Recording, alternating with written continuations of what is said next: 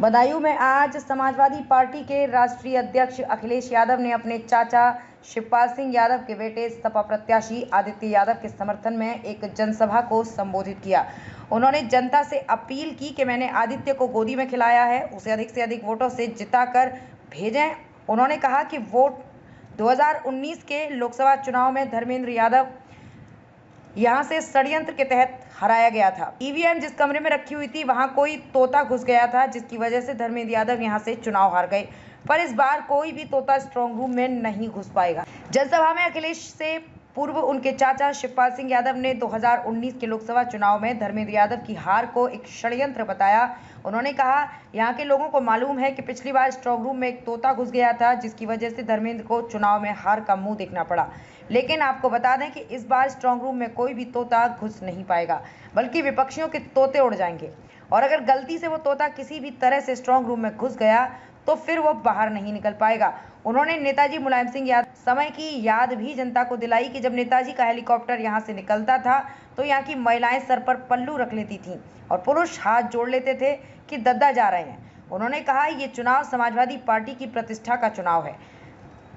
मैनपुरी में सारा वोट नेताजी की श्रद्धांजलि के रूप में जनता ने डिंपल को दे दिया था। इस बार बदायूं की बारी है। शिवपाल सिंह ने कहा कि अखिलेश यादव के चेहरे को ही नेताजी के रूप में मानना।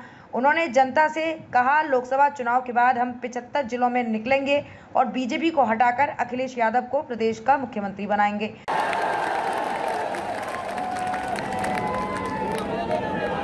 और आज हम बहुत कुछ नहीं बोलेंगे। आपको समाजवादी पार्टी के राष्ट्रीय अध्यक्ष को सुनना है, बहुत कुछ नहीं बोलेंगे। ये भारतीय जनता पार्टी ढोंगी, षड्यंत्रकारी और सलाहदे करने वाली पार्टी है। और हम इस बार लोग सभा बदायूं को बताना चाहते हैं, 7 मई को समाजवादी पार्टी के पक्ष में 7 मई को एक बड़ी आंधी आएगी। जितने लोग यहाँ बैठे हैं सब पुराने लोग जानते हैं, सब लोग पुराने लोग जानते हैं। और हम बताना चाहते हैं, अभी आदित्य जी कह रहे थे 2019 के चुनाव में हमारे भतीजे धर्मेंद्र चुनाव लड़ रहे थे तो स्ट्रांग रूम में कोई तोता घुस गया था। और इस बार तोते घुसेंगे नहीं, उड़ेंगे। और अगर गलती से घुस गया तो फिर बाहर नहीं निकल पाएगा। और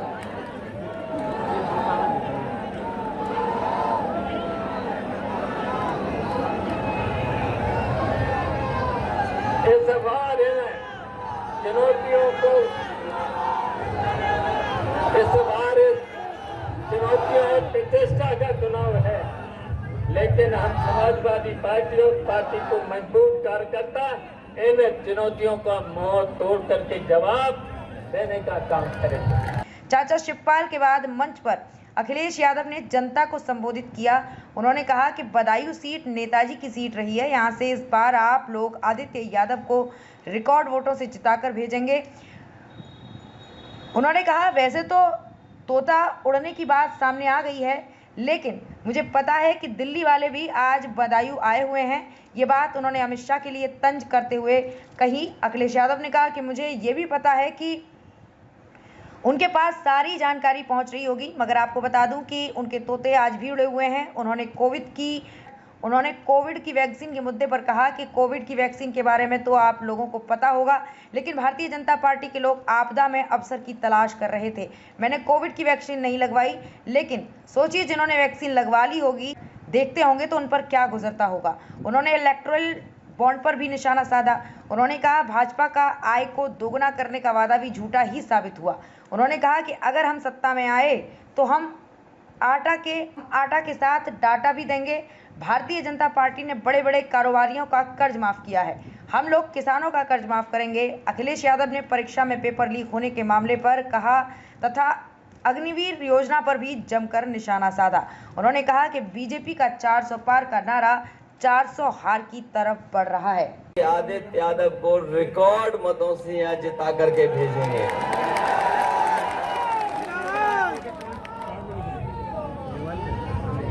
वैसे तो तोते उड़ने वाली बात आ गई है सामने। तोते जब उड़ेंगे तब उड़ेंगे, लेकिन मुझे पता है कि दिल्ली वाले भी बधाइयों आए हुए हैं और उनके पास सब सूचना और जानकारी का तंत्र है। जब उड़ेंगे तब उड़ेंगे, लेकिन उनके तो आज ही तोते उड़ गए होंगे आपकी जानकारी करके। हम लोग सब जितने मंच पे साथी बैठे हैं वो आदित्य यादव जी के लिए वोट मांगने आए हैं। और मुझे याद आ रहा है जब मैं पहली बार मंच पर चुनाव लड़ने गया था, हमारे पुराने साथी जिन लोगों ने वो चुनाव देखा होगा, उस चुनाव में जब मैं अपने लिए वोट मांगने गया था तो केवल मैंने नेताओं के नाम लिए थे और केवल सहयोग की अपील कर करके बैठ गया था। मैं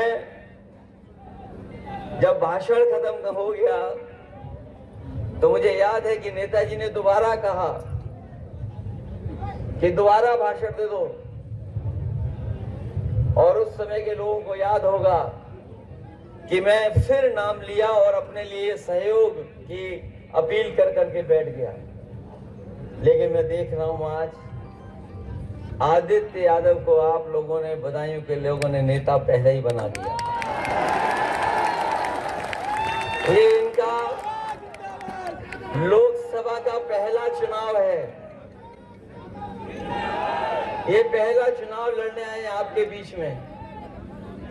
यहाँ का नौजवान, यहाँ का बुजुर्ग, यहाँ का किसान भाई, यहाँ उपस्थित जितने साथी हैं, सब इनकी मदद करना, एक एक वोट दे करके इनको जिताने का काम करना। ये बदायूं की धरती ने हमेशा संदेश दिया है और ये ऐसी धरती रही है जहां पर न केवल उत्तर प्रदेश बल्कि देश और दुनिया को संदेश देने का काम इस धरती से हुआ है। यहाँ